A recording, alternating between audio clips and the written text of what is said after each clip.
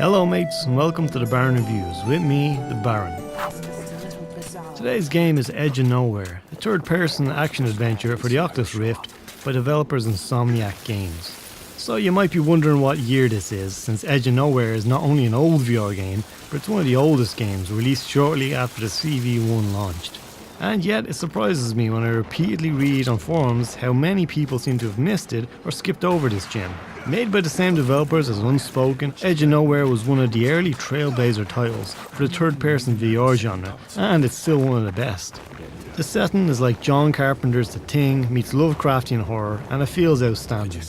The story follows the protagonist, Victor, who's looking for his fiancée, part of a lost expedition.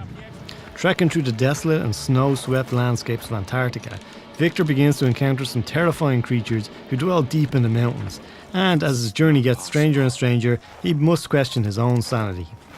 In terms of gameplay, the game's pretty straightforward with a rinse and repeat type of strategy. Between caves, the player will find himself scaling cliff faces and making perilous jumps in a very Tomb Raider-esque type of gameplay.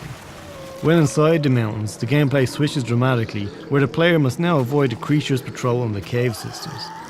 These incredibly tense sections play out almost identically to the stealth gameplay in The Last of Us, and that's no bad thing. The game alternates back and forth pretty consistently between these two landscape traversal and stealth segments, but with each new area there's an introduction of a new concept, new hazard, or new enemy type which forces the player to switch up old tactics, and it keeps the game interesting. Needless to say, the setting is gorgeous and the graphics are really top notch, with an excellent job being done on the weather and lighting to create an atmosphere. The sound design is also outstanding, and a sudden burst of screams from a creature that spotted you is terrifying. Should note, although the majority of fear in this game comes from the great tension built up in the stealth scenes, there are definitely a couple of jump scares in there, and they're the terrible kind of jump scares that don't hold back just because it's VR. The game can be played seated, which is great if you're feeling lazy, and it's also great because it means motion sickness is non-existent. The motion controllers can be used to control the character, which is nice, though I found there was definitely some questionable button mapping going on.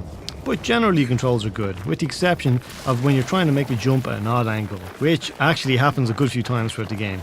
Falling to your death means restarting the scene from a checkpoint, which are mercifully frequent, but can still be annoying.